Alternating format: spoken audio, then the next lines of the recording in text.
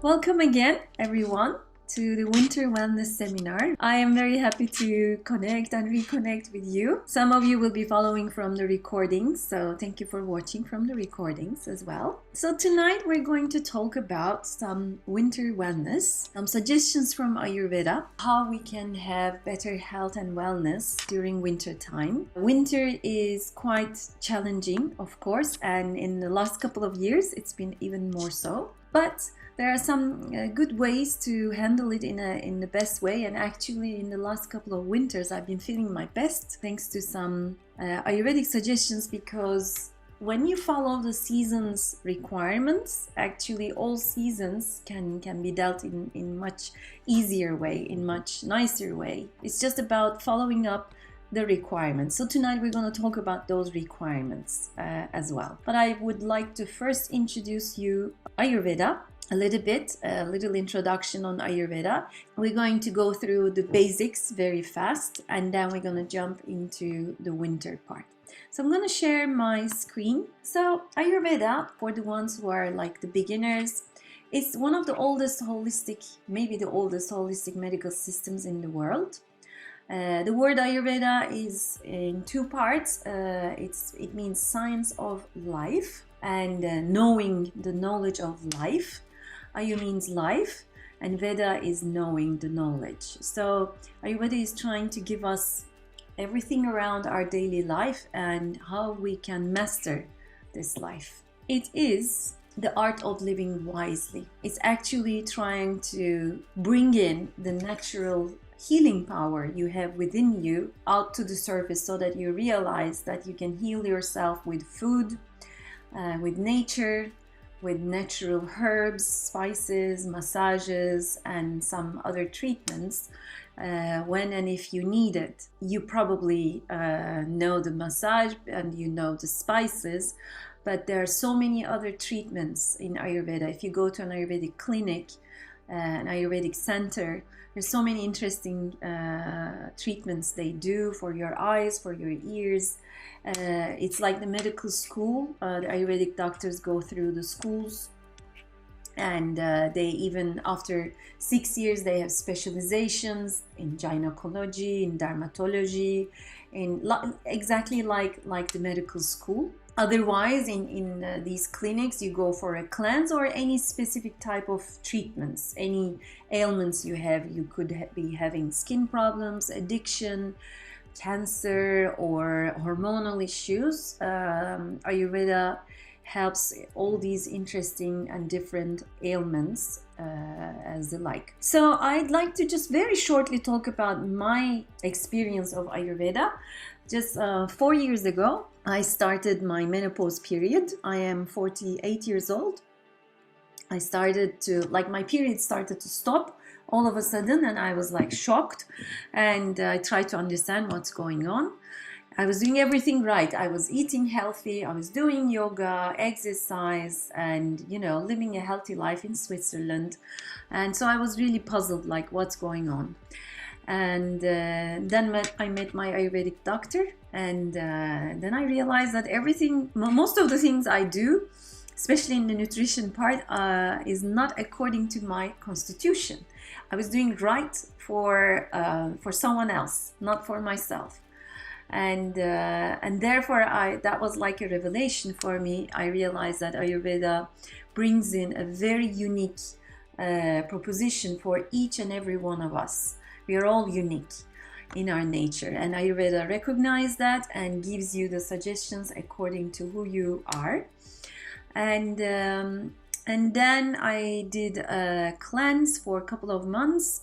I went to Sri Lanka for a camp, of Ayurvedic camp and yoga, and I learned a lot there. I applied myself, and I felt the best, really. I lost weight, I was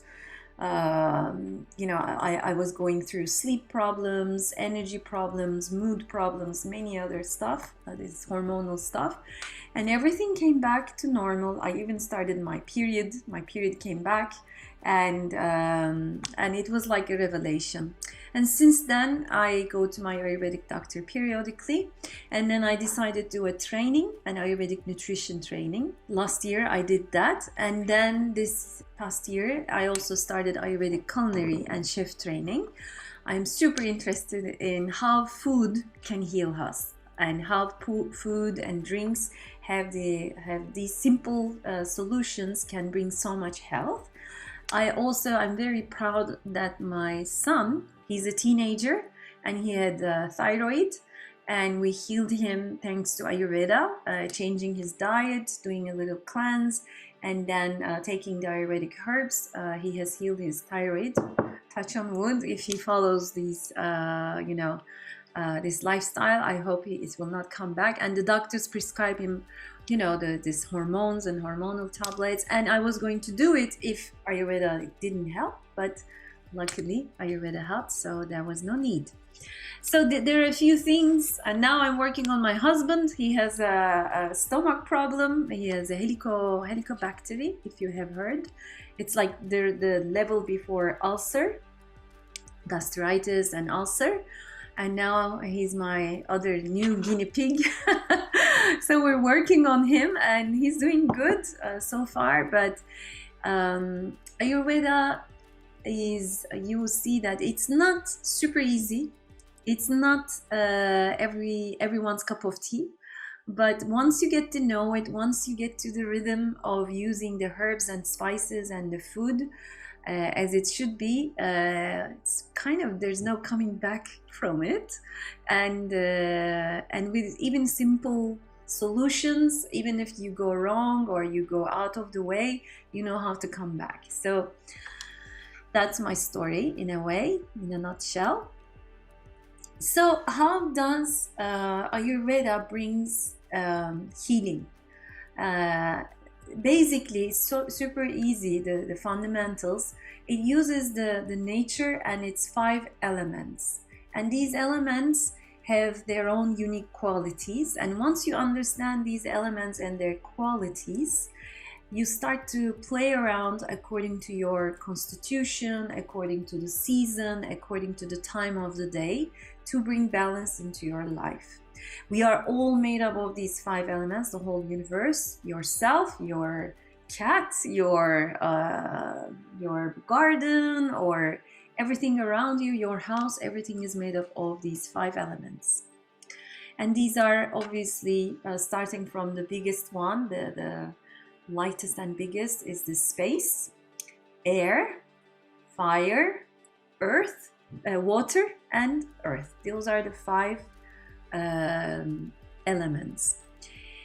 And these 5 elements, when they come together, when they combine in a unique way, they create doshas, what we call dosha.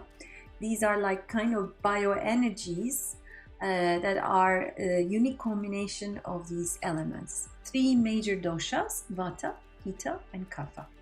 Okay. I'd like to take you through these elements because we're gonna use these elements a lot. The first one being space. Think of space. What comes to your mind when you think of space? Probably something cold, something vast, infinite, and something also very light, obviously. So these are the qualities of space. And air is the movement of the space, and so there's movement, obviously, the qualities of air, movement. And this movement, this wind, usually brings dryness, roughness, and also air is cold too. Okay, every element is either cold or hot. The third one, fire. It's the friction of the air creates the fire, and then fire is obviously hot. It's sharp, and it's also clear. Fire is clear. Some elements are unclear, and this is clear. Yeah, the most obvious thing is it's hot. And then comes water.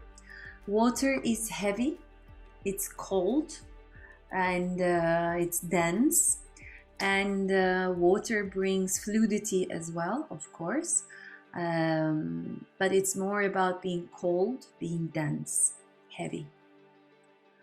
So knowing these elements, and there's the earth, which is missing here. Earth is the element which is the heaviest.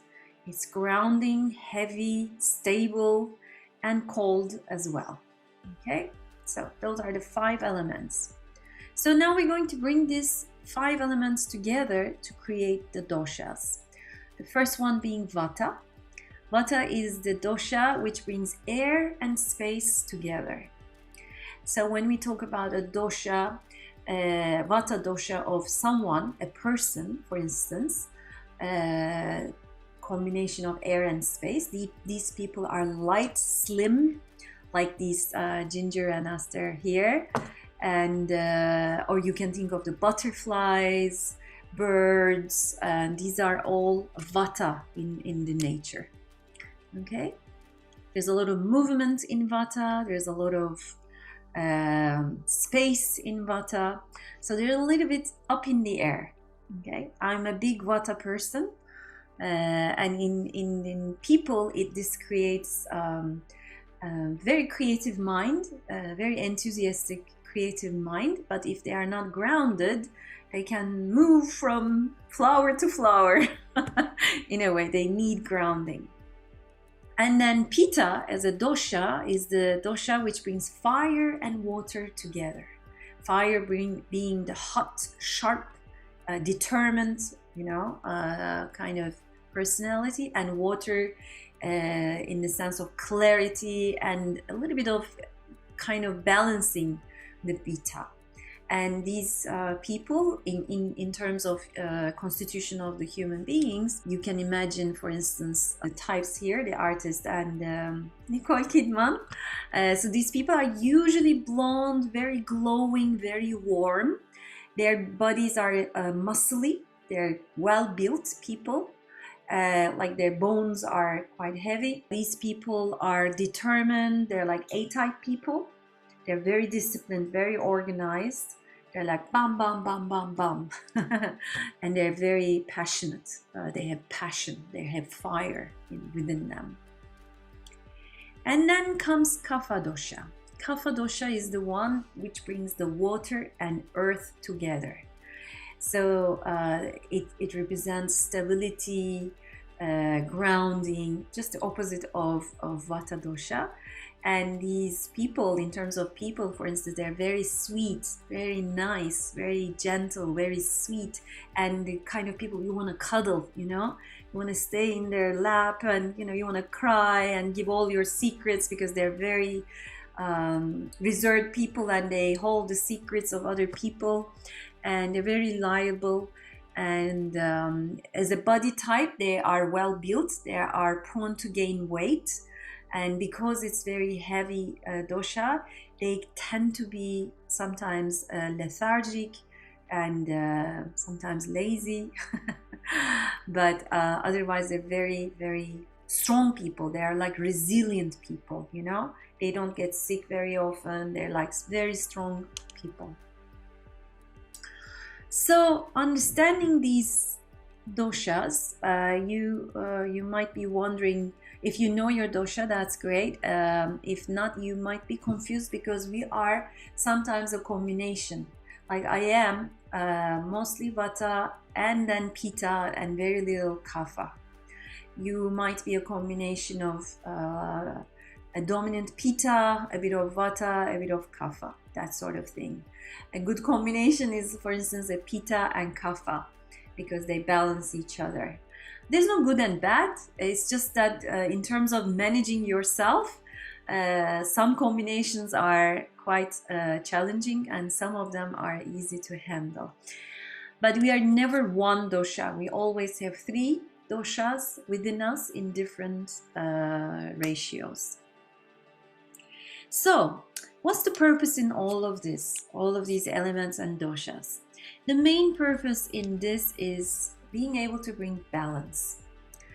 Ayurveda is trying to bring in balance into your life through these elements. And it's trying to bring harmony by balancing what is out of balance, okay? Because in that harmony, in that equilibrium, the body has a capacity to regenerate itself, to heal itself. If you are ill or if you are unbalanced, you can heal itself by bringing it to balance. And this is no magic, no woohoo. This is like science, and you're gonna understand it in a minute. So how do we know which is out of balance? You might take a dosha test. There are many dosha tests, and one of them is in my teacher's blog, lauraplum.com. If you see here, there's a dosha quiz and other dosha quizzes. If you are interested, I can send you some links. And understanding your unique combination will help you to work on your, if there's any imbalances, you can work on them. And then understanding this, you can also, looking at this chart, can bring you some more light. Vata, Pitta, and Kapha, when these doshas are balanced, you would see that they are, for instance, let's take Vata. If they are balanced, they're enthusiastic, adaptable, inspired, and creative. But if they are out of balance, then they become weak, anxious, ungrounded, disorganized, overwhelmed, and sometimes, on the contrary, they can become dull and heavy. They can become like gray. And then a balanced Pitta is confident, motivated, fulfilled, and radiant. But if you are too much Pitta, like too much fire, they become irritable, overcritical, aggressive, stressed, and tense. They can be hypersensitive, and sometimes, on the contrary, they can become passive and, shut down. And Kapha people, when they are balanced, they are so sweet, joyful, content, relaxed, chill people. And but if they're out of balance, they can become depressed. Depression is a very important sign of an unbalanced Kapha. And they can be lethargic, unmotivated, and heavy. They can gain weight, and they hold stuff. They are too much attached if they are unbalanced. So that's why we want to stay balanced in our best version. There's a nice story. Maybe I told you this before. So 3 friends, 1 Kapha, 1 Pitta, 1 Vata. They, on a Friday evening, they text each other and say what to meet, what to do, where to meet on a Friday evening. And the Vata says, "Oh, I know a new place. Let's go to this new place. I found a very new and interesting place. Let's go there." And the Pitta says, "You know what? I know the best place in town. I already booked it. It's at 8 o'clock. We'll meet there. It's one of the best, you're gonna love it."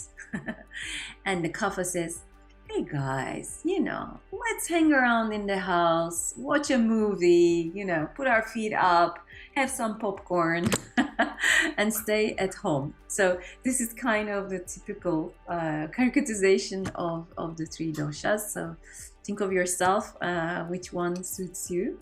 So how to balance when you're out of balance? If you feel anything is out of balance, how to balance? The good thing is it's quite simple, and it starts with nutrition and using the medicine in food through 6 tastes. Because according to Ayurveda, the food has 6 tastes, and these tastes are sweet, sour, salty, pungent, astringent, and bitter. You probably know sweet, sour, and salty. Maybe you're not aware of pungent. Pungent is like all the peppers and the hot and spicy stuff, onions and garlics as well. Astringent is the things that brings dryness in the mouth, like the herbs, pomegranate, quinoa, tea. These are astringent tastes. And the bitter tastes are chocolate, coffee, and all the bitter greens, like the radico and all that. And turmeric, for instance, is a bitter taste. Okay, so why these tastes are important? Because each taste brings in an element, actually 2 elements. So each taste is made up of 2 different elements. For instance, sweet taste is made up of earth and water elements. So when you eat a sweet, sugar, or let's say a date, it brings in more earthly energies and water energies within you. It increases the qualities of those elements too. When you eat something sour, for instance lemon, it brings earth and fire, and so you kind of heat up more, but you also bring the earthly energy. So it goes like this, every taste bringing in different elements. Bitter taste, for instance, brings a lot of air and space, so it brings lightness. Whereas sweet taste brings in a little bit of heaviness. So do you see what I mean? That when you are out of balance from any of these elements, if your earth element is too much, if you're too heavy, you should be eating more light food, which is astringent food or bitter food. Okay? Whereas if you are too light, for instance, if you're too, if you're gassy, if you're bloated and too much air within you already, so you should stay away from the bitter and the astringent, and you should move more towards sweet, sour, and salty food. So this is how we bring in the elements. Okay? And ideally, what we want is a balance of all these 6 tastes when we eat. And usually the chefs, the gourmet chefs, they know this so well. Because once you have these 6 tastes in a good balance, you feel satisfied. You're like, wow, this was a great meal. I don't need anything right now, okay? I don't lack anything. Nothing is too much, too little. It's just right. So that is a balanced meal. Balanced meal for you, okay? It might be, everybody's different. Everybody's imbalances are different. So your kind of balance might be different from the other. But someone, let's say for a Vata person, a dish like this is perfect because there is rice, which is heavy. There is fish, which is salty. And the sauce, the lemon sauce, is again sour taste, bringing fire. And then onions and peppers are pungent taste. Usually Vata people should have less of that. And then the astringent and the bitter taste come from the greens, or it's some turmeric inside of this food. It looks quite yellowish, so I'm guessing there's some turmeric in it. So try to find out if you are balancing 6 tastes when you eat a dish. Take a look at your dish, taste it, and if you feel something is missing, try to find out. We usually realize salt or sour very easily. The others are this astringent and bitter are quite difficult to recognize. So coming to the winter now, another way of bringing balance into our health is following the seasons, as I said. There are 4 seasons of health, and the doshas are dosha. Within every season there's a dosha quality as well. So for instance, summer is the season of, obviously, pitta, because it's fire. And then autumn is the season of vata. Winter is a combination of, the start of winter is vata, and then end of winter is kapha. And then spring is a combination of, again, the beginning is kapha, and the end of spring, towards the end of the May, it becomes pitta. Okay, so each dosha gets together, the elements of doshas get together, and they create these seasons. What does it mean for us? It means that if you know the elements of each season, you can bring in balance by applying the opposite qualities. Okay, not the same qualities, but the opposite qualities. And then this way, you're going to bring in within the body and your mind the balancing factor. Let's go through that, and you're gonna feel much better with the examples. For instance, winter is the season of kapha and vata, and those are kapha is a heavy, and vata is this air, cold and dry. So what do we do with food? We bring in more warmth through spices, through pungent taste, sour taste, and salty taste. Okay, these are some typical dishes like soups, stews, and bringing in more oil and softness. And I'm gonna talk more about this. This is winter. Whereas in spring we have the kapha dosha. Again, it's a very heavy one, so we need to bring lightness. And spring is the time for cleansing, so we need to be bringing in light produce herbs and broccolis and cauliflowers and all that, and a lot of lightness and also softness too. And in terms of taste, we go pungent, astringent, and bitter. So a lot of fire and air. And then in summer is the time for heat, the fire. So we're going to cool down and soothe with more sweet, astringent, and bitter tastes. So more herbs, more raw food, and more cold, like cooler food can be eaten during summer. Okay. And then autumn is a vata season. Again, there's like the winter, there's a lot of cold and wind, so we need some grounding. So we make hearty food with sweet, salty, and sour tastes. Sweet potatoes are a great example. Baked food, again, soups and stews are perfect examples that you balance autumn. So in the end, Ayurveda, the reason why it talks about differences in each season is because Ayurveda believes that you are not what you eat, you are what you digest.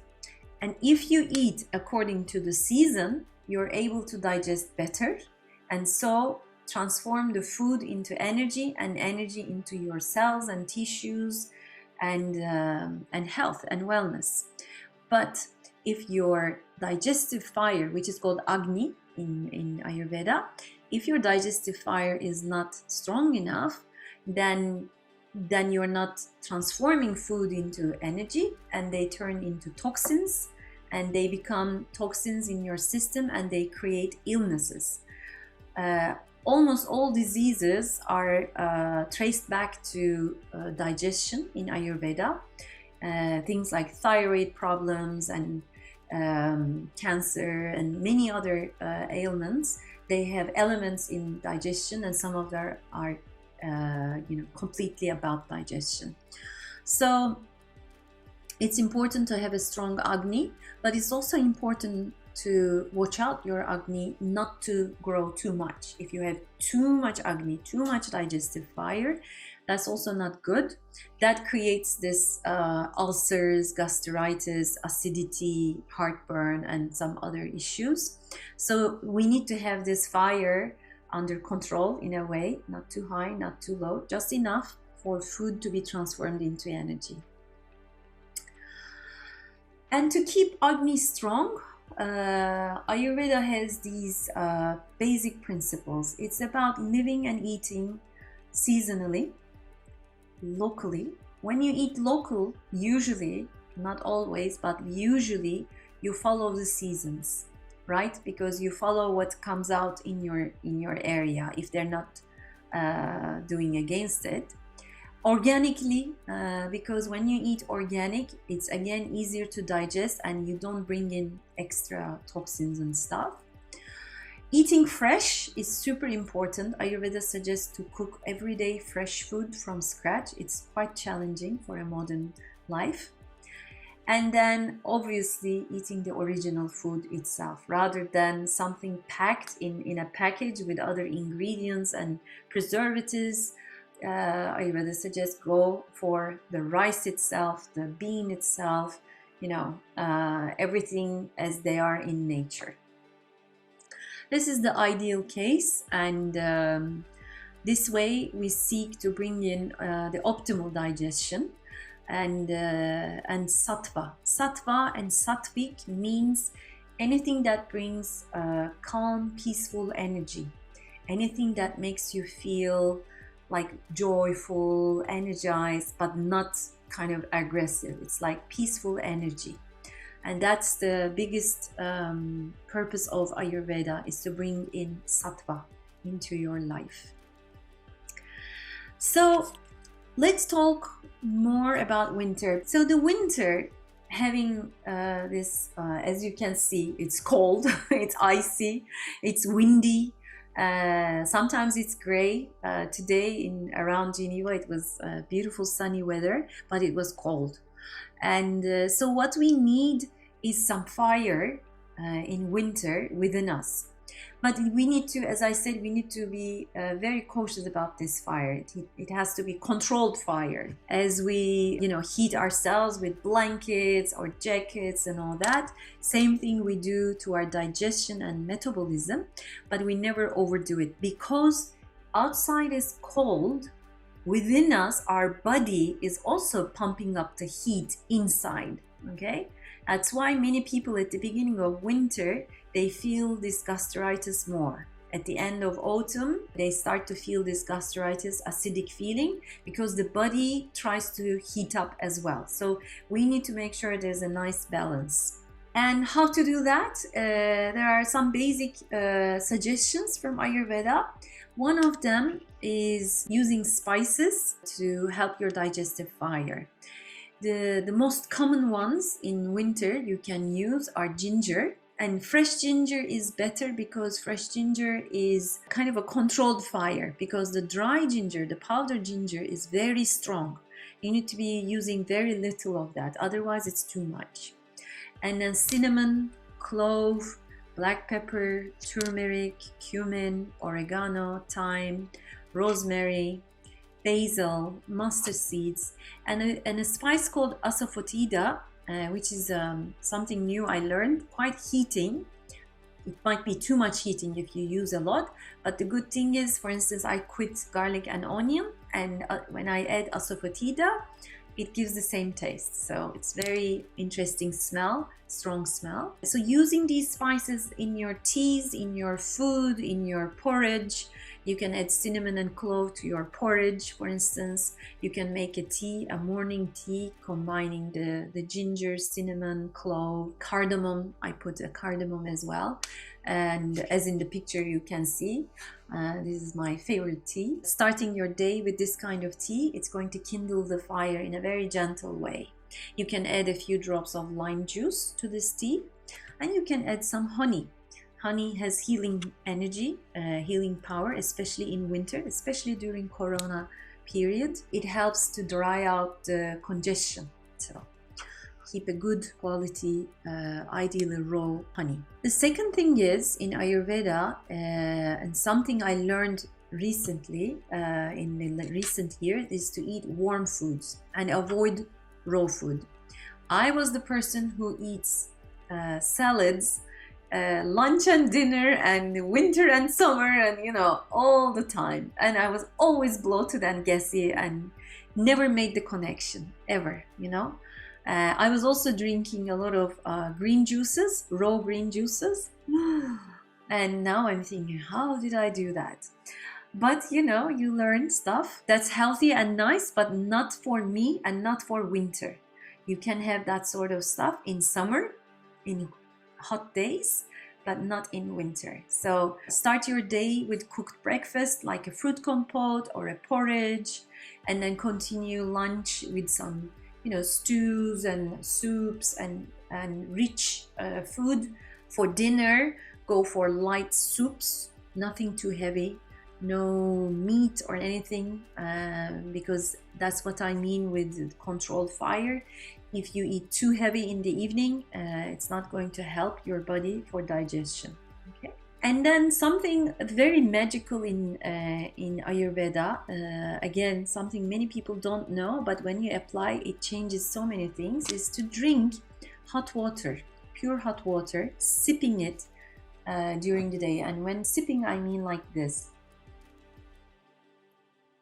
Little by little, You don't gulp the water glug, glug, glug, glug, like this.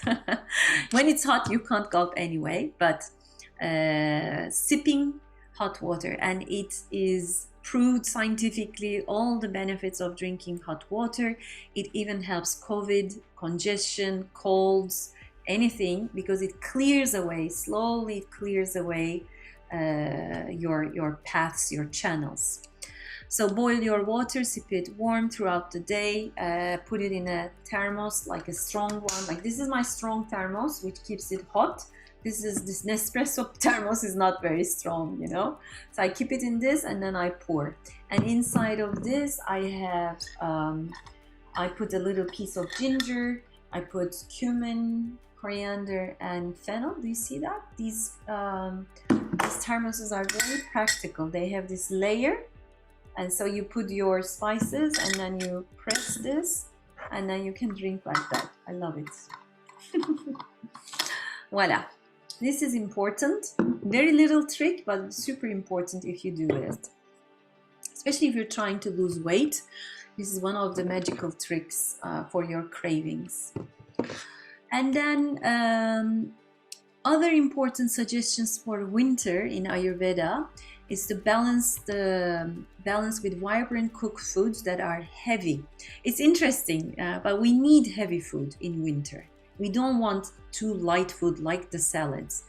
In fact, we need good quality dairy. If you're not vegan, if you're not against it, a good quality dairy, like a homemade ghee, a homemade yogurt, warm cooked milk with spices, like the golden milk, for instance. Grains like basmati rice is good because basmati rice is heavy. And then other grains like einkorn, spelt, good quality wheats are good. They bring heaviness, and that heaviness helps to control your fire. We need moist food. Please do not eat like a popcorn, for instance, too much during winter. Or if you bake and dry too much, everything, or if you only eat crackers and dry fruits, nuts only, it's not good. If you want to eat nuts, soak them overnight so that in the morning it's moist and it's heavier. Okay, so always think of bringing, how can I bring moist? How can I avoid dry? I love dry. There's a rule in Ayurveda, like increases like. So for instance, if you're a Vata, you like dry food, you like rough food. So all my life I used to eat these diet crackers. My Turkish friends will know, etiform or altın başak, one of those. I love that, but that brings too much dryness into my body. I need to balance it with moist, with humidity, let's say. And that comes from oil, for instance. The next point, oily. We need oily food. Never ever eat something without oil. Use ghee or olive oil. Those are the two most healthiest oils for winter. And then always keep it warm and soft. Also, you know, inside out, always have softness. And in terms of taste, go for sweet, sour, and salty taste. Prefer those. Okay. Sours can be fermented food, for instance, pickles, fermented food. Sweetness not only comes from desserts, sweetness comes from, for instance, grains are sweet. Rice is sweet. Sweet potato is sweet. Beetroots are sweet, for instance. So in my dish here, which I cooked today, the khichdi picture here, you can see carrots, those are sweet. I added lime juice, that is sour, and salty comes from salt. And what else? The grains are sweet. I add rice and mung beans. Mung beans are astringent, so it brings in some balance. And yeah, that was super balanced. Like at the end of the meal, I feel like, oh, I am satisfied. Okay. Winter is believed to be the building season. You know, even from the olden times, they were building It's cold outside, and we try to build in the heat inside. And actually, we're allowed to eat a little bit more food than summer, because more food brings in more minerals and vitamins and all the necessary stuff we need, and it also brings in more heat. But of course, you need to control your portions, and we'd like to store good fats, proteins, and minerals during this time and have a sustained energy, because right after, like in 2 months, it's going to be spring again, and for spring it's going to be the opposite. In springtime, we're going to go for lightness. In spring, I'm going to tell you to eat more herbs, more light food, more astringent food. And before that, we need to build in. If you don't build that and go to spring like that, you're going to exhaust your body. So it's important to take good care of your health of this season. Think of it like you're rebuilding yourself and preparing for the rest of the year. Maybe you have seen this on my Instagram. I summarized do's and do nots. It's a good summary to see what to do and what not to do. One thing most of my clients and students struggle is coffee.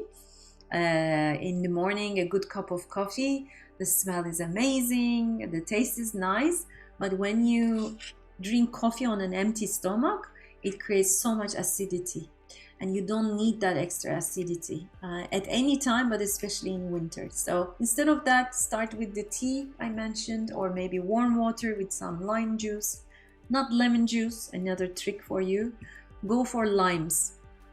Limes are softer in taste and in effect. Every food has an effect, and this yellow traditional lemons are very strong, and go for lime these days. Voila, you can go back and look at my Instagram, but it's kind of a nice summary of what we talked. Another important suggestion is the rest, sleep. Because this is the period of building, we need more sleep and we need more rest, a bit like the nature, the hibernation, and we need to be more resting than running around. Just keep a balance there. What else? And then another very important thing is bringing in oil. And you can bring in oil to your body, not through the mouth all the time. You can bring it through oiling your skin. There's something called Abhyanga. You can Google it, or you can go to YouTube. Banyan Tree has a very nice Abhyanga video. It's self-oiling. So you basically warm up an oil, and ideally in winter, sesame oil. You warm it up, and then after your shower or before your shower, you put it on your body with a massage, like a self-massage. It would be great if Anne did it for us, but she's in Brussels, we're in Geneva. So at home, you can do on your own. Like before this seminar, actually, I did my Abhyanga, so my skin is super soft. I don't know if you can see, like really soft.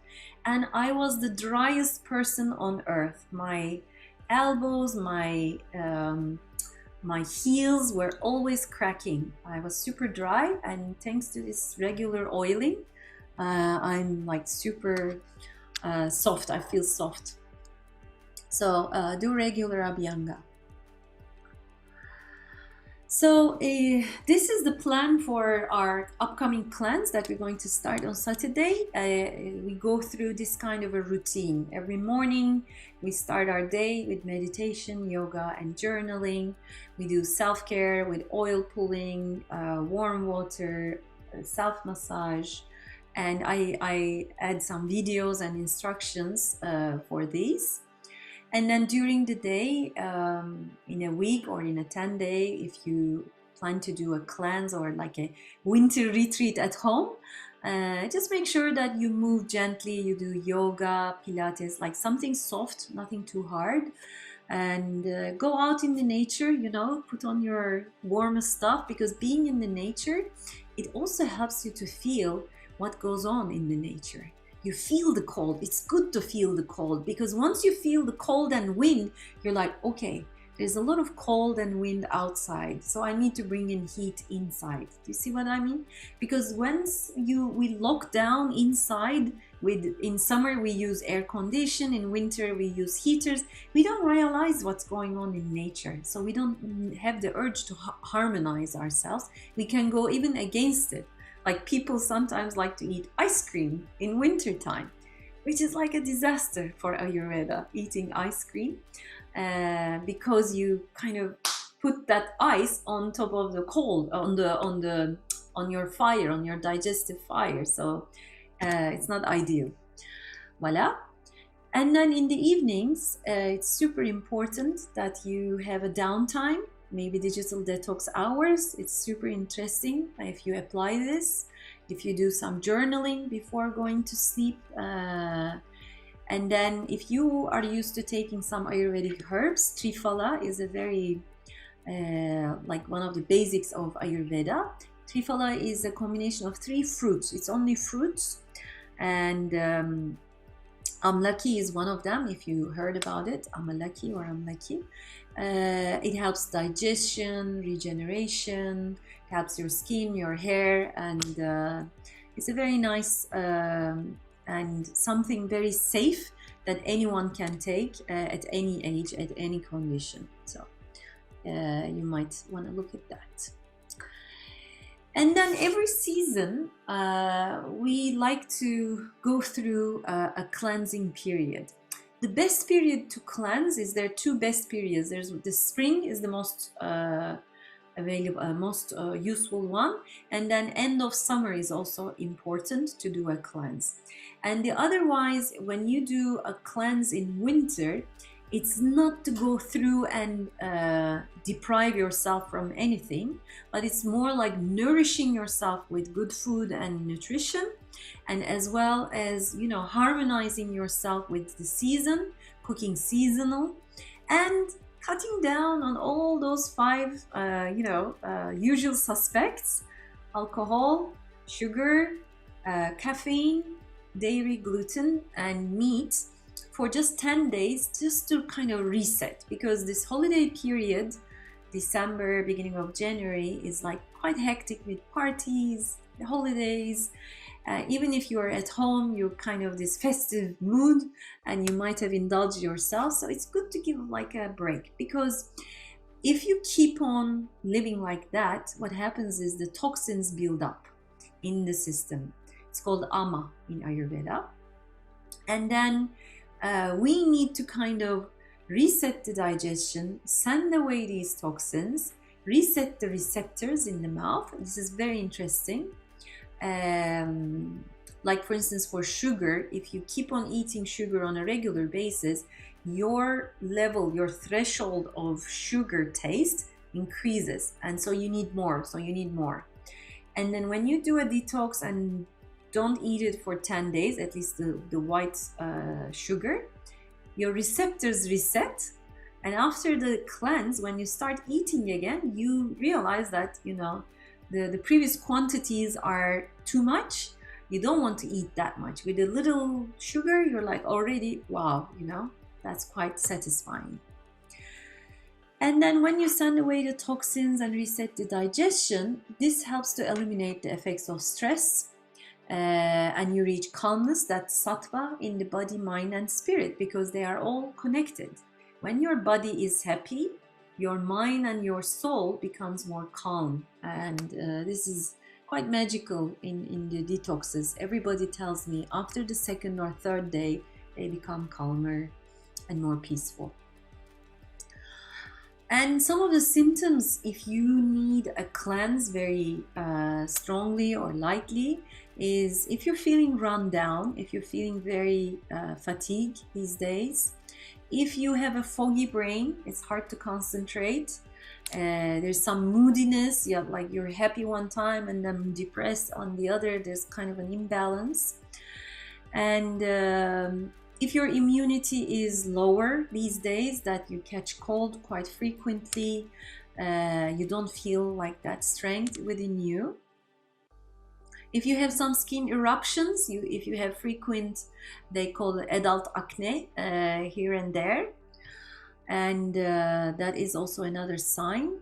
And of course, the most obvious one is irregular digestion and elimination. If you're not going to the toilet every day regularly, if you're not releasing it easily, or if you're in diarrhea all the time or very frequently, if you're gassy and bloated, these are the signs that you might need a cleanse. You might need to reset the system. And there are some other signs, like on your tongue you might have a white or yellowish coating. It shows that this ama, these toxins, is built up. So in the morning when you wake up, look at your tongue in the mirror. It's super interesting to analyze your tongue. And headaches, joint pains, sleep disorders, stiffness, tightness, these are all signs that a cleanse might help you. And after the cleanse, as I said, the most important thing to focus is we optimize the digestion. We bring the Agni, high Agni to low, low Agni to high, and we come to this optimized digestion. And therefore, we balance our doshas according to the season. We burn away toxins and optimize the absorption of nutrients. Nowadays, everybody has a nutrient deficiency, right? Vitamin D, iron, calcium, magnesium. This is not only because we're not eating enough, it's also because we're not absorbing enough. If your digestion is not good, is not strong, you're not absorbing these minerals and essential minerals and vitamins. And so you have deficiency.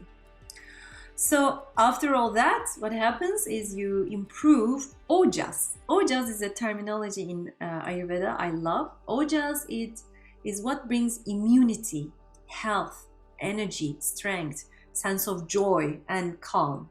So you improve your ojas with these regular cleanses. How do you feel afterwards? Like in this picture? Yeah, you feel lighter, calmer, energetic, stronger, happier, clearer. These are some of the words that comes from our participants as well.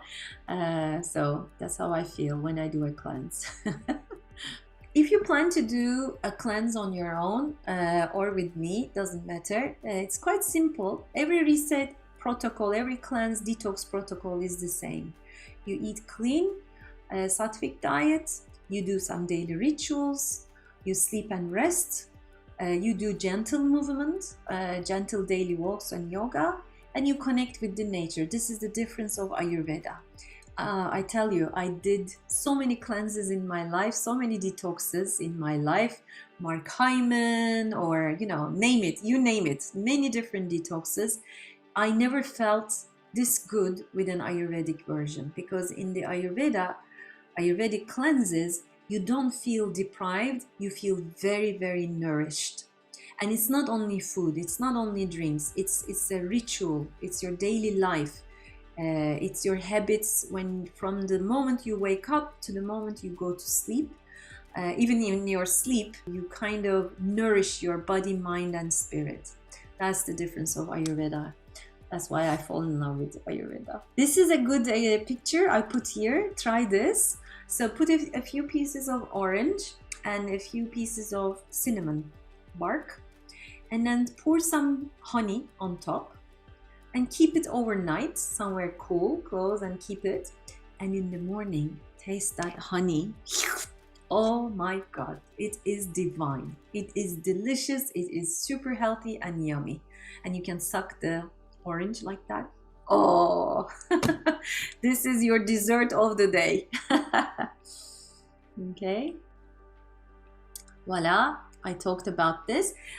Just to repeat that if you want to go for a cleanse, avoid gluten, dairy, caffeine, alcohol, sugar, red meat, and maybe all meats. Go plant-based, all packed foods. Okay, this is how we do in the Ayurvedic cleanse. If you have a very specific disease, an ailment, as something, I don't know, if you have a thyroid, if you're going through cancer treatments, if you have heart problems, blood pressure problems, and all that, if you have a specific illness, you should consult an Ayurvedic doctor, because they know how to make your cleanse more appropriate for your situation, for your condition. What I offer as an Ayurvedic nutrition counselor is a very generic one. Of course, you adjust according to your dosha and all that, but it's not for someone who has a specific important disease. So caution, if you have something like that, go and consult a doctor, okay? Your own doctor or an Ayurvedic doctor. And I know a very good one in Switzerland, in Nyon, in Geneva, near Geneva. He makes online consultation as well. If you want, I can share his contacts with you. Voila. So that's coming to the end. This Saturday morning at 9 o'clock, we're going to start with a live session for the people who join the cleanse. I'm going to make the session from my kitchen. I'm going to show you all my spices, ingredients. I'm going to cook in front of you, and so you can ask any questions. You're going to learn more about Ayurveda. You're going to receive a lot of recipes, new and exciting recipes, as well as the classical ones. And I'm going to follow you up from WhatsApp on a daily routine, doing your the routines I explained. There's meditation and yoga. There are recordings on our website which you can reach, and then there's also, you can also join my online classes for free during these 10 days. So this is my aim, to bring into your life with the cleanse, learning new and healing recipes, establish a daily routine, learn and apply benefits of the spices especially, and feel energized, lighter and calmer. This program is starting on Saturday morning, 3 live calls. The second one will be Q&A. The third one will be how to continue from now on, and also getting your questions. It's 75 francs per person, including all the things I mentioned. Especially the website is open to you for 1 year, which is great. It's a great resource. Voila. I also have another program. This is a 12 weeks online coaching program, which starts end of January. It's like an enlarged version of this cleanse, but we're not cleansing all the time. It's a holistic coaching which combines workouts, fitness. There's a gourmet part and there's the Zen part, and each module has its own topics like hormones, how to manage change, habit change, mindful eating, fitness, workout, how to make it a habit, and then we're going to talk about nutrition, how to lose weight, gain more muscle, that sort of subject. So quite interesting if you want to join. Otherwise, you know that my website have a lot of recipes, ideas. My blog has a lot of free content. My YouTube has yoga classes, and I'm always here to answer your questions. So thank you so much for joining, and see you soon.